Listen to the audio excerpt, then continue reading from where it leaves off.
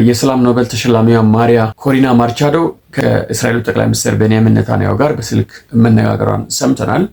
በስልክ ንግግሯም እስራኤል በአሸባሪው ሐማስ ላይ እየወሰደች ያለችውን እርምጃ አድንቃ በተለይ ደግሞ በኢራን የሚታገዘውን የአክራሪዎች ዳግዝስ ኦፍ ኢቪል ብላ ነው በነገራችን ላይ የጠቀሰችውና እስራኤል ብቻዋን ይህን ሁሉ የዓለም አቀፍ ተጽዕኖ ተቋቁማ ጠቅላላ ሚድል ኢስት ላይ የተዘረጋውን የክፋት ሰንሰለት የበጣጠሰች መሆኑን አድንቃ ቬኔዙዌላውያን ከኒኮላስ ማዱሮ ነፃ ለመውጣት የሚያደርጉትን ትግል እስራኤል መደገፏ እንድትቀጥል ጥሪ አቅርበዋል።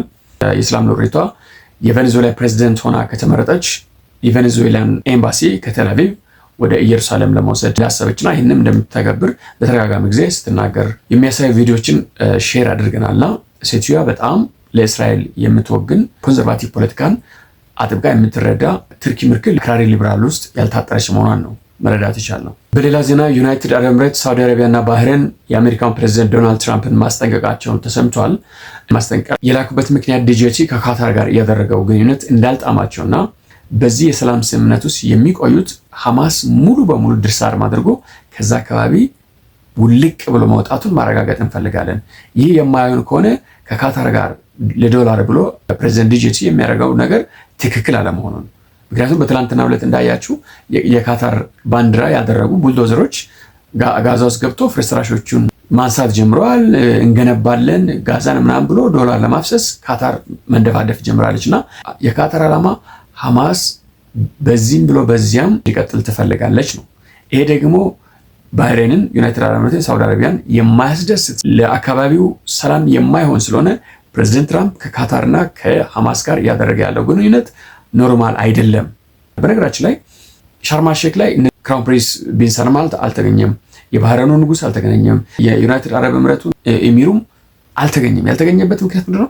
ካታር ያለችበት ቦታ አሸባሪነትን ከማበረታታት የዘለለ አለመሆኑን ነው። ግብጽ ደግሞ ሆስት ስለሆነች መገኘት ግዴታ ነው ያለባት እንጂ ግብጽን በእንደዚህ አይነት ነገር ላይ ከካታር ጋር እንደማይተባበሩ እየሰማን ነው። ደግሞ አንዳንድ ዜናዎች ምንድነው እያሉ ያሉት? ግብጽ እስራኤልም ጭምር የተቀበለቻቸው ሞዴሬት የሆኑ የፓለስቲኒያን ምሁራኖችና ቴክኖክራቶች በትራምፕ የሚመራው ፒስ ቦርድ ውስጥ መካተቱ የሚችሉ 11 የሚጠጉ እንዳዘጋጀች እና እስራኤልም ቬት አድርጋ እንደተቀበለች የሚገልጽ ነገር በትላንትናው ዕለት አይተናል። አካሄዱ የፕሬዚደንት ትራምፕ እነዚህ ሀገራቶችን አልጣማቸው። ምክንያቱም ዛሬ 2 ቀን ካስታውሳችሁ ፕሬዚደንት ትራምፕ ሐማስን ፕሬዝ አድርጓል። እኛ ልክ ዋሽንግተን ዲሲን ከጋንጎች እና ከነፍሰ ገዳዮች እንዳጠራ ነው፣ ክራይምን ወደ ዜሮ እንዳስገባ ነው፣ ሐማስም ጋዛን እያጸዳ ይገኛል በርታ ምናምን ሲል ነበረው። ኢሚዲየትሊ ነው በነገራችን ላይ የአሜሪካ ሴንትራል ኮማንድ ሴንቲኮም ኮማንደር የሆነው ጀነራል ኩፐር ወዲያውኑ መግለጫ አውጥቶ ነበር። ሐማስ ንጹሃን ዜጎችን መግደል የማያቆም ከሆነ ሴንቲኮም እርምጃ ይወስዳል። የፕሬዝደንቱን ንግግር ወደኋላ ብሎ ነው በነገራችን ላይ ያወጣው። ከዛ በኋላ በእርግጥ ትናንት ደግሞ ፕሬዚደንት ትራምፕ በትሩዝ ሶሻል ገጻቸው ላይ እንደጻፉት ሐማስ ንጹሃን ዜጎችን ሰብስቦ እየረሸነ መሆኑን ደርሰናል።